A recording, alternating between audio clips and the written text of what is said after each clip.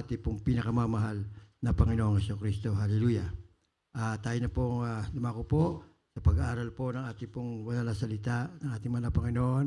At bilang pasimula, join me in prayer. Hallelujah. Praise the Lord. Heavenly Father, in your holy and mighty name, our Lord Jesus Christ, and through the reading prayer of our beloved pastor, Evangelist Gustavo Meda, we all humbly come in your throne of grace, asking for your forgiveness from all of our sin that we have committed against you, Lord. Yes, Lord, you always displease you in so many ways. Please forgive us, have mercy, have pity upon us. Cleanse us, O Lord, with your most precious blood that was shed in the cross of Calvary. Create in us a new clean heart, a new mindset that will do your will until you return. Father God, fill us all with your Holy Spirit and make us all worthy of your calling. I also ask you, Father, to bless and anoint your holy word that we're going to share in this Bible study. Be with us and guide us. We can do nothing without you, Lord. I also ask you, Father, to bless and anoint every single word that will come out from my lips, and let it be a blessing to each and every one of us. Father, fill us all with your Holy Spirit and give us wisdom to comprehend and understand your holy word. This is we pray in your holy and mighty name, our Lord Jesus Christ. And through the prayer of our beloved pastor, we bind and rebuke all power of darkness, doubts, unbeliefs, distraction, cast out in Jesus' name. Amen. Hallelujah. Praise the Lord. First and foremost, I would like to give the highest praise, the highest worship, the highest glory, and everlasting thanksgiving to our Lord of Lords, King of Kings, ever dearest Jesus. Hallelujah. Praise the Lord. At ako rin po ay nagbibigay ng dobling paggalang po sa ating pong beloved na mga magulang, mga minamahal na magulang sa Panginoon, na lagi po nating inaalaala at pinahalagahan ang kanila pong mga iniwang turo at aral ng ating beloved Pastor Evangelist Gustavo Meda and beloved Honorable Assistant Pastor Lina C. Meda. Greetings also to all our beloved Meda family, beloved preachers, beloved workers, beloved brethren, beloved visitors, and webcast viewers na kasama nating pinapupurihan, niluluwalhati ang ating mga Panginoon sa pamamagitan po ng panonood po ng ating pong webcast live. Hallelujah. Praise the Lord. And now let's come to our Bible study. And our topic for today is assurance of salvation. Katiyakan ng kaligtasan. Hallelujah. Praise the Lord. To start with, could you please read 1 John chapter 5, verses 10 to 13.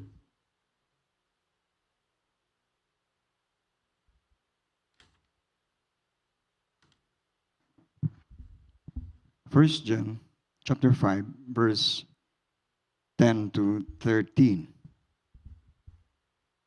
He that believeth on the Son of God hath the witness in himself. He that believeth not hath made him a liar, because he believeth not the record that God gave his Son. And this is the record that God has given us eternal life, and that life is in his Son. 12. He that the Son hath life, and he that hath the Son of God hath not life. 13. These things have I written unto you that believe on the name of the Son of God, that ye may know that ye have eternal life, and that ye may believe on the name of the Son of God. Sa Tagalog,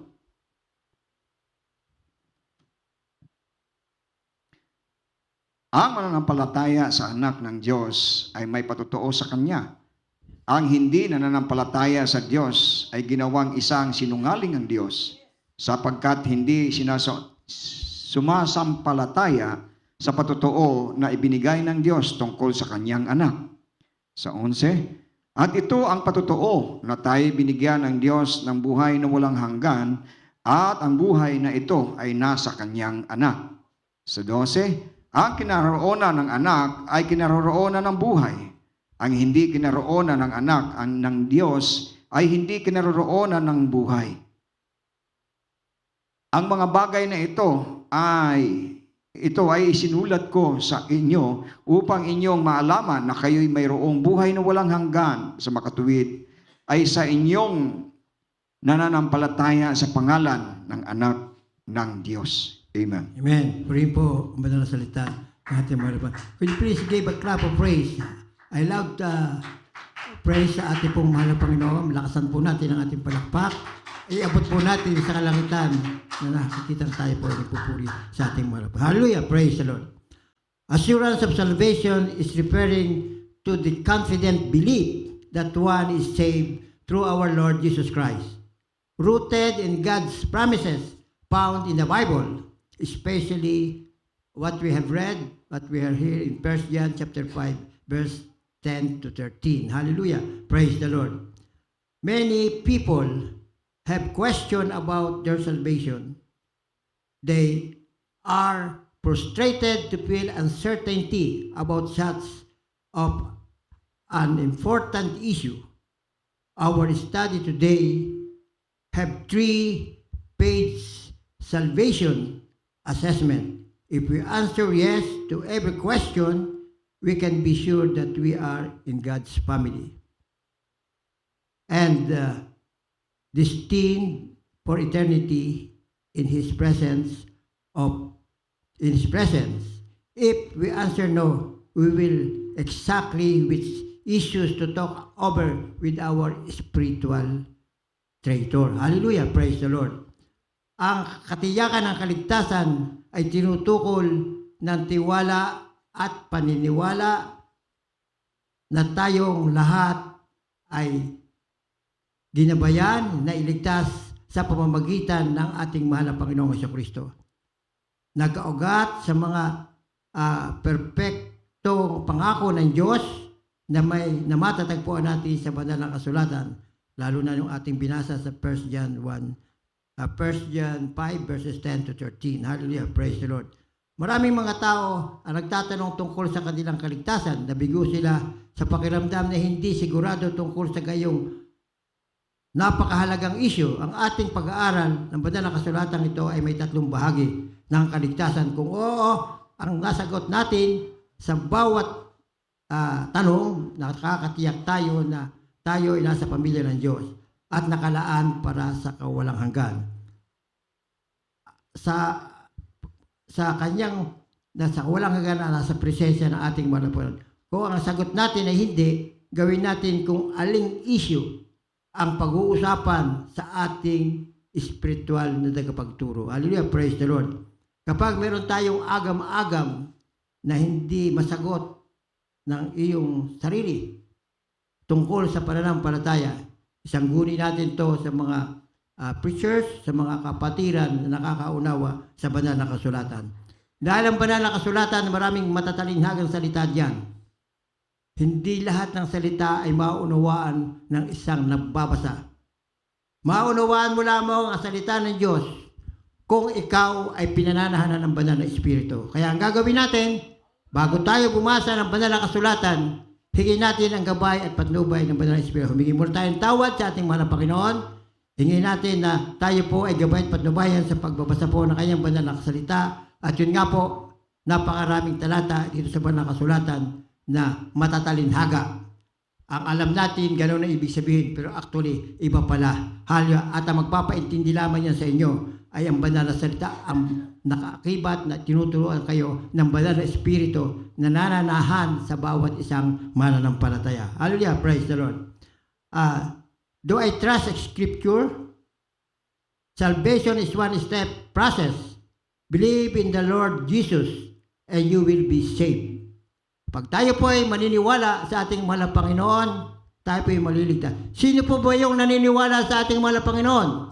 Yung pong gumagawa ng kanyang banal na salita. Yung isinasabuhay, ang nabasa niya sa banal na kasulatan na doon nangungusap ang ating mahal na Panginoon upang ipabatid sa bawat isa kung ano ang nais niya at kung ano ang gusto niyang mangyari sa buhay mo. Tayo dumadaan sa mga kahirapan, sa mga maraming pagsubok, sa maraming problema. Bakit po tayo dumadaan? Mananampalataya tayo, dumadalo tayo, naniniwala tayo sa Kanya, pero dumadaan pa rin tayo sa maraming pagsubok. Ang pagsubok po ay maaaring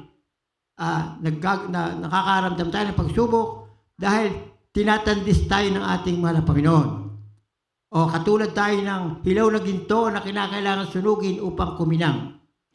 At karaniwan naman po, yung mga pagsubok o mga paalala ay meron kang pagkakamaling nagawa na hindi ayon sa kalooban nating mahal na Panginoon. Ikaw ay pinararanas ng kahirapan para maunawaan mo na ang ginawa mo ay mali at doon ka hihingi ng tawad sa ating mahal na Panginoon. Tayo mga mananampalataya ay mahal na mahal ng Diyos. Ang Diyos kailan pa man hindi lumalayo sa atin. Tayo lamang ang lumalayo sa Diyos kapag ikaw ay nagkasala at hindi mo natupad ang kanyang mga utos. Kapag hindi mo pinamuhay yung sinasabing mahalin mo ang iyong kapwa na katulad ng pagmamahal mo sa iyong sarili. Karaniwan ating mga kapwa mananampalataya nakakagawa ng mali o hindi tama. Pero hindi naman maling-mali. Hindi lang naaayon sa kalooban ating mahal na Panginoon. Huwag natin silang huhusgahan. Hindi natin alam ang kanilang pinagdaraanan. O di kaya ay may gustong ipahiwatig sa Kanya ang ating mahal na Panginoon. Ang dapat natin gawin, kung kaya mo makipag-uusap sa mahinahong bagay, makipag-uusap ka. Paunawa mo sa Kanya na ang Kanyang pagkakamali ay ganito at ganire. Subalit, kung kaya lang magkakaroon ko ng alitan, ay dahil sa isang bagay na nais ng isa, ayaw ng isa, gusto ng isa, hindi naman po pwede sa isa. Ang kinakailangan po iluhod mo na sa mahal na Panginoon, hingi siya ng tawad, at hingin mo sa mahal na Panginoon na ipaunawa sa kanyang puso at isipan kung ano ang tama na nanayon sa kanyang kalooban. At kapag nangyayari yon, sinasabi mo, Panginoon, pagpalain mo po ang kapatid ko, ang taong ito, turuan mo po siya ng tama, at pagpalain mo, ibigay mo ang para sa kanya. Kapag ikaw ay sinagot ng mahal na Panginoon, pag pinagpala at nagbago ang tao yon, ikaw ay pinagpala rin ng ating mahal. Bakit po? Dahil sinagot ng mahal na Panginoon ang iyong panalangin. At dito nalulugod ang mahal. Doon mo na ipagpakilala sa iyong kapwa, sa iyong kaibigan, o sa iyong kapatiran na umiibig ka, sumusunod ka sa utos na mahalin mo ang iyong kapwa na katulad ng pagmamahal mo sa iyong sarili. Hallelujah, praise God. Diyan lang po natin may pakikita ang pag-ibig sa ating mahal na Panginoon kapag ang ating kapwa ay wala kang hinangad, kundi ang sa'yo mapabuti. Hallelujah, praise the Lord. At isa pa po, bakit tayo dumadaan sa maraming pagsubok sa kahirapan? Yung tinatawag po dito yung Christ-likeness, yung maging katulad ka ng ating mahal na Panginoon. Ang ating mahal na Panginoon ay dumaan sa mga maraming kapighatian, maraming pagsubok. At nung doon pa nga siya sa krus na ng Kalbaryo, ay kung ano ng salita, dinuduroan, nilalait, lahat ng masasamang salita, bukod pa nung sasakay siya sa tagiliran. Ano ang sabi ng ating mahal na Panginoon? Panginoon, patawarin mo po sila dahil hindi nila nalalaman ang kanilang mga ginagawa. Hindi nagalit ang mahal na Panginoon. Walang paggalit sa kanyang puso. Pangunawa dahil hindi alam ang kanyang ginagawa ng mga tao yon. Anong panalangin? Patawarin. O, di pa tatawarin nga yung mga... Kaya kahit na maraming tao na nagkasala ay nakakilala sa mahal na Panginoon. Tayo nakakilala sa mahal na Panginoon. Hindi ibig sabihin noon ay tayo patupik-tupik na. Kinakailangan isagawa natin kung ano ang sinasabi ng banal na kasulatan. Talagang gawin natin. Kung mahirap man, hingin natin sa ating mahal na Panginoon na tayo patibayin. Ituro sa atin ang tama na naayon sa kanyang kalooban. Panahan tayo ng banal na Espiritu para huwag tayo magkasala sa Kanya. At yun naman sasabihin sa iyo kung kasalanan. Oh, hindi. At isa pa po, isa pong number 1. Ang sabi po sa banal na kasulatan sa Ephesians 4:26, be ye angry and sin not. Let not the sun go down upon your wrath, neither give place to the devil. Kayo'y mga gagalit at huwag kayong magkasala. Huwag lumubog ang araw sa inyong galit, ni bigyan daan man ang diablo. Kaya para tayo galit na galit, binibigyan natin ng daan ng diablo. Kasi sa ibilang tao, pag galit yung silakbo ng galit mo, meron ka nakapagsabi ng masama, may nagagawa kang masama. Doon hindi nalulugodan. Pero kinakailangan, lahat tayo nagagalit. Pero nga sabi, huwag natin palulubugin ng araw na mayroong kapang galit sa puso. Hindi yung napakatagal na hindi mo patawad na yung kapwa sa ginawang pagkakamali. Wala sa iyo ang mahal na Panginoon kapag ganun. Ang nagmamahal ng kapwa, ang marunong magpatawad, ay pinatatawad siya. Anong sabi doon sa ama namin? Ama namin, sumasalahan ka, sambay ng alam mo, mapasama kami sa karin mo. Sundin namin ang loob mo dito sa lupa para sa langit. Patawarin mo po kami sa aming mga kasalanan. Katulad ng pagpapatawad namin sa nagkakasala sa amin. So, kung hindi mo patatawarin ang nagkasala sa iyo, wala kang kapatawaran ang kasalanan mong gagawin. Purihin po ang ating mahal na Panginoon. Hallelujah, praise the Lord. Kaya kinakailangan po tayo magpatawaran. Huwag mawala. Nakakagalit, ba't tatampo? Pero huwag palulubugin. Palalampasin ang bukas na ikaw pa'y may damdaming masama pa sa iyong puso doon sa taong yun. Ipanalangin mo agad ang tao at ipanalangin mo rin ang sarili mo na sana'y huwag kang magkasala. Purihin po ang ating mahal na Panginoon. Hallelujah, praise the Lord. Do I trust the Scripture? Salvation is a process, is one step process. Believe in the Lord Jesus and you will be saved. Pakibasa po ng Acts 16, verses 30 and 31. From the book of Acts, chapter 16, verse 30 and 31. And brought them out and said, Sir, what must I do to be saved? 31. And they said, Believe on the Lord Jesus Christ, and thou shalt be saved, and thy house. At sila'y nilabas at sinabi, Mga Ginoo, ano ang kinakailangan kong gawin upang maligtas? 31. At kanilang sinabi, Manampalataya ka sa Panginoong Hesus at maliligtas ka, ikaw at ang iyong sambahayan. Amen. Amen. Purihin po ang mahal na salita ng ating. Muli po natin palakpakan po ang ating mahal na Panginoon. Hallelujah, praise God. Pananampalataya sa mahal na Panginoon para maligtas ka at maligtas din ay iyong kasambahay. Yun na nga, nasabi ko kanina, nananampalataya sa mahal na Panginoon ay sinasabuhay ang kanyang kautusan, ang kanyang mga banal na sila. Mahirap man o maluwan, dapat natin isabuhay. Gawin natin. Hindi yung babasahin mo lamang ang Biblia, pag-aaralan mo ang Biblia, pero hindi mo sinasabuhay. Hindi mo naman ginagawa ang nasa Biblia. Ay di wala rin saysay. Pag ikaw humingi ng banal na sa Espiritu na ipaunawa sa banal na Biblia at lagi kang nananalangin, yung nabasa mo ay maunawaan mo at isasabuhay mo. Marami akong nabasa sa banal na kasulatan na talagang matatalinhaga. May mga isa pero hindi ko muna babanggitin, may araw para doon. Dahil inihanda ko ang Panginoon na hawakan yung mga taong ganon na unawain kung ano ang sinasabi sa banal na salita. Either we trust that Jesus Christ died for the sins of the world, including ours, or we don't trust. Pakibasa po ng John 3:16 to 17. John chapter 3, verse 16 and 17.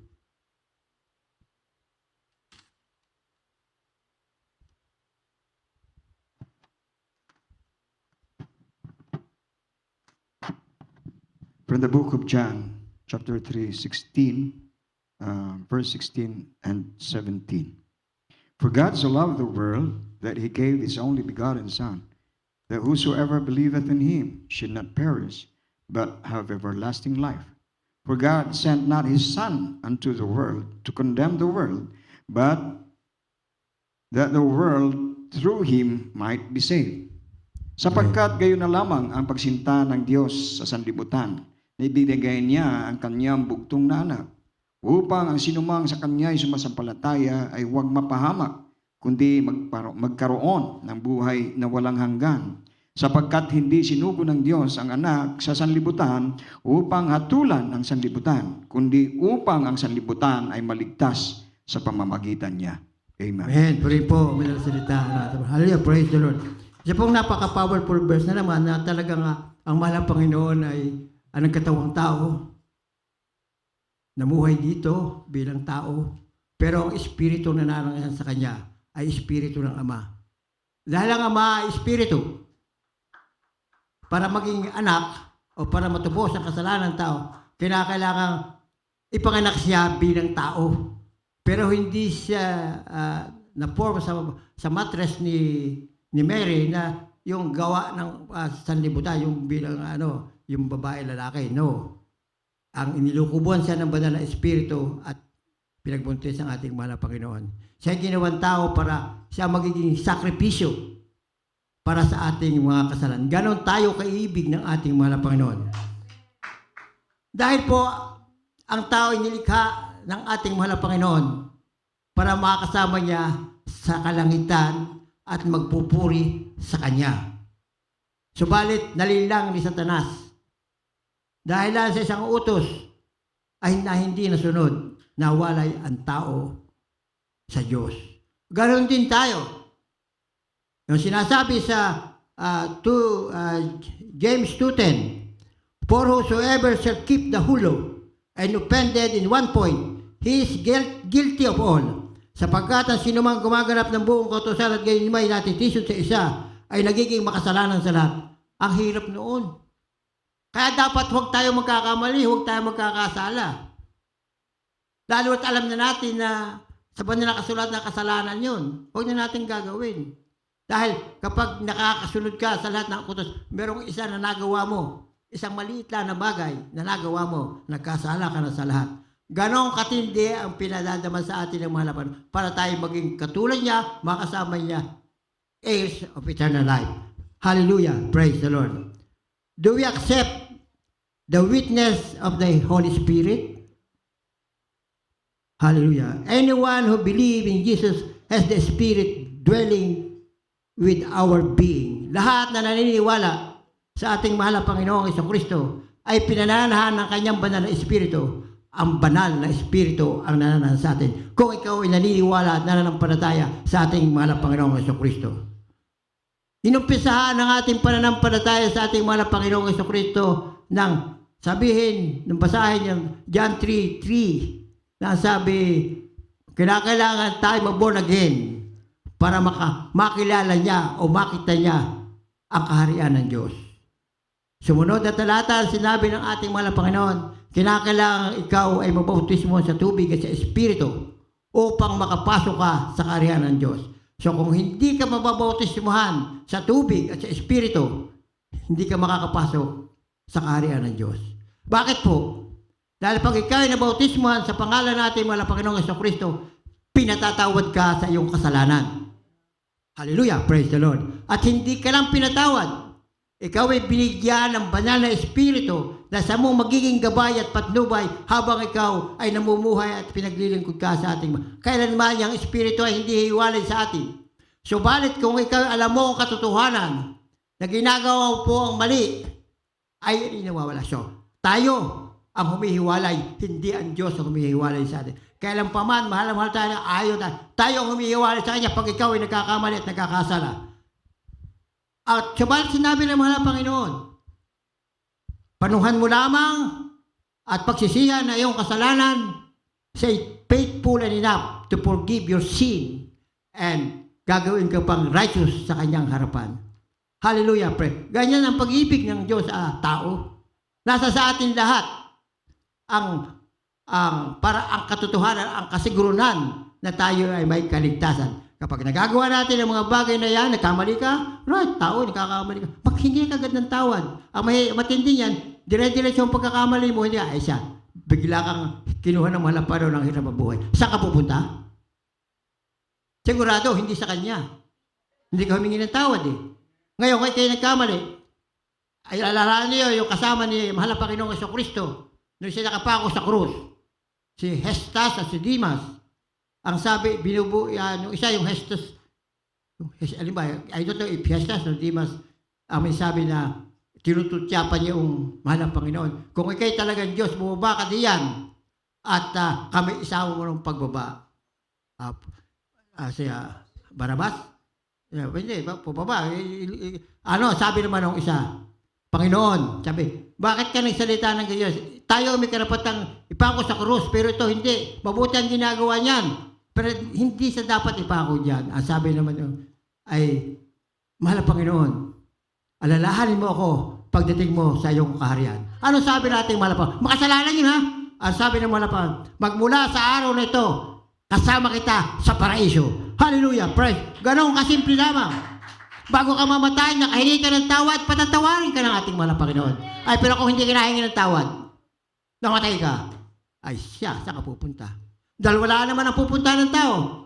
Pag namatay, pag hindi langit, impyerno, walang gitna, walang purgatorio. Ang purgatorio ay itong lupa. Dito tayo nililinis ng ating mahal na Panginoon. Dito inaalam sa atin ang dapat na ating gawin at hindi dapat natin gawin. Huwag kang magkakamali at huwag kang magkakasala. Pag ikay nagkasala, hindi ka kanya. Pag ikaw ay pinamumuhay mo ang kanyang banal na salita, ginagawa mo ganong kahirap, ang Espiritu ng Diyos ay nasa sa iyo. Bakit? Lalo't kayo mapag-ibig sa iyong kapwa. Ang sabi ng Diyos, ang Diyos ay pag-ibig. Hindi niya sinabi, ang Diyos ay may pag-ibig. Ang Diyos ay pag-ibig. Kung nananahan sa iyo ang pag-ibig, ang Diyos, sigurado kayo may pag-ibig. Pero kung wala kang pag-ibig, sigurado, wala sa iyo ang Diyos. Ibang Espiritu ang nasa sa iyo. Kaya maging maingat tayo sa ganyang bagay. Sinuturuan tayo ng banal na kasulatan na kung ikay nagalit ngayon, ay hanggang maya na tapos na. Wala nang problema. Hallelujah. Praise the Lord. Puri po ang ating pinakamamahal na Panginoong Jesucristo. Hallelujah. Praise the Lord. At basahin po natin yung susunod na talata. Romans chapter 8, verses 16 and 17. From the book of Romans, chapter 8, verse 16 to 17. The Spirit itself beareth witness with our spirit that we are the children of God, and if children, then heirs, heirs of God, and joint heirs with Christ, if so be that we suffer with him, that we may be also glorified together. Ang Espiritu rin ang nagpapatotoo, kasama ng ating Espiritu na tayo'y mga anak ng Diyos. At kung mga anak ay mga tagapagmana nga, mga tagapagmana sa Diyos at mga kasamang tagapagmana ni Kristo, kung gayon nga nakipagtiis tayo sa kanila upang tayo'y maluwalhati namang kasama niya. Amen. Purihin po. Muli natin palakpakan po ang salita ng ating mahal, ang ating pinakamamahal na Panginoon na nanguusap sa bawat isa sa mga oras sandali ito. Hallelujah. Praise the Lord. Purihin po ang ating mahal na Panginoon. Hallelujah. Praise the Lord. Tinanggap ba natin ang patutuo ng banal na Espiritu? Ang sino mang naniniwala sa mahal na Panginoong Jesucristo ay mayroong banal na Espiritu na nananahan sa kanyang pagkatao. Ibig sabihin, ang banal na Espiritu ay nagpapatutuo, hindi ito tungkol sa kung nakakaramdam tayo ng kaligtasan. Ang Espiritu ng Diyos ay nag-aalok ng isang matibay na pananalig na tayo nga. Tayo nga ay mga anak ng Diyos, tayo tagapagmana ng Diyos. Walang no doubt about it. Ang pag-isipan natin ay paano tayo magiging tunay na anak. Paano tayo makakasiguro sa ating kaligtasan. Ang kasiguruhan, isabuhay natin ang banal na salita ng ating mahal na Panginoon. Sundin natin mula sa maliit hanggang matataas na kautusan. At sigurado, ikaw ay kasama, ikaw ay tunay na tagapagmana ng ating mahal na Panginoon, Jesucristo. Hallelujah, praise God. Do we walk like a follower of Jesus? Those who are in Christ are a new creation. Pakibasa po, 2 Corinthians 5:17. From the book of 2 Corinthians, chapter 5, verse 17. Therefore, if any man be in Christ is a new creature, all things are passed away. Behold, all things be anew. Sa Tagalog, kaya't kung ang sino man ay na kay Kristo, siya'y bagong nilalang, ang mga dating bagay ay nagsilipas na. Narito, siya'y pawang naging mga bago. Amen. Purihin po ang ating mahal na Panginoon. Naglalakad ba tayo tulad ng isang tagusunod ng ating mahal na Panginoon? Ang mga nasa mahal na Panginoong Jesucristo ay isang bagong nilalang. Kung tayo ay nagbago nga, may mga nakikita bang pagbabago sa ating mga buhay? Sa madaling salita, ang mga tunay na mananampalataya ay mga nilalang na naghahanap ng mga bagay ng Diyos. Nais nilang basahin at unawain at ipamuhay ang kanyang salita. Nais o gusto nilang magtipon ang kanyang mga tao at nais niya na magkaroon ng pag-ibig sa bawat isa. Hallelujah, praise the Lord. Kaya po yung pagdalo natin sa banal na gawain ay napakahalaga. Dahil dito sa pagdalo natin, dito natin sama-samang pinapupurihan ang ating mahal na Panginoon. Dito natin sama-samang inaawitan ang ating mahal na Panginoon. Dito natin sama-samang ipinatutotoo ang mga pagpapala, ang mga kamanghamang gawa sa ating buhay na ginawa ng ating mahal na Panginoon, Jesucristo sa ating buhay. At ito, naluluwalhati ang ating mahal na Panginoon pag ikaw ay nagpapasalamat. Hallelujah. Dito tayo nag-aaral ng kanyang banal na salita. Kung ikaw ay tamad magbasa ng Biblia, dapat nandito ka para makita mo, maunawaan mo ang sinasabi ng banal na kasulatan kung wala ka pa. Pero hiningi ko na kahit 30 minutos man lang sa 24 hours, ibigay niyo sa mahal na Panginoon. Marami tayong bagay na dapat ginagawa, busy. Pero yung 30 minutes ay kayang-kaya natin basahin. Pag ikaw ay regular na nagbabasa ng Biblia, yung 30 minutes kulang sa iyo. Baka gawin mo pang maghapon. Oh, let's say, 3 hours. Mangyayari yan. Kasi minsan, nag-guilty ako. Dahil sa Facebook, yung mga laro doon. Hindi ko na mamalayan 2 o 3 oras na naglalaro ako. Yung bang laro yung mga words na iniisip siya, ha? Ano? Parang puzzle. O, hindi puzzle yun. Tawag ako doon. Over. Yung mga ganon. Parang crossword yun. Sasabihin mo, may mga letters, sasabihin mo kung anong word yun. Tapos may score. Ay di ako natutuwa at walang makatalo sa akin. Hallelujah. Praise the Lord. Pero, pagkatapos ko, naalala ko 3 oras na pala. Samantalang kahit kalahating oras o 1 oras, hindi mo lang ako nakapagpupuri sa ating mahal na Panginoon. Guilty ako. Guilty ako pagka ganun. Kaya, ang ginagawa ko, pag nasa bahay, kaya akala ng iba, lagi ako nasa Facebook. 12 hours, magmula ng dilim, hanggang umaga magising ako, ay nagpapatugtog ako ng ating mga gospel song. Kaya akala nila, naka-on yung aking telepono. Hindi, magising ako at makatulog, bago nagpupuri ako sa ating malaw. Puri po ang ating mahal na Panginoon. Hallelujah. Praise the Lord.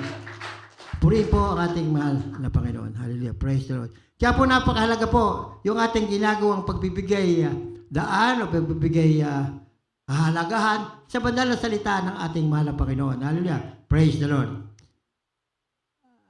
At saka isa pa po, akala ng iba siya iligtas. Pero nakakagawa pa rin ng masama. O nagkukulang pa rin sa kalooban ng ating mahal na Panginoon. Sabi nga po sa 1 Corinthians chapter 10 verse 12, wherefore, let him that thinketh he standeth take heed, lest he fall. Kaya't ang akalang siya'y nakatayo, mag-ingat at baka mabuwal.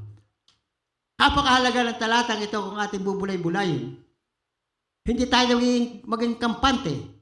Hindi tayo magiging, akala mo, ikaw ay bukod tanging anak ng Diyos na nakakagawa. Hindi, baka hindi mo alam. Ikaw ay nabubuwal na. Bakit po? Dahil sa pride. Pag ang isang tao ay hindi marunong tumanggap ng salita ng kanyang kapwa at ang pinagpipilitan ay yung kanya, that's pride.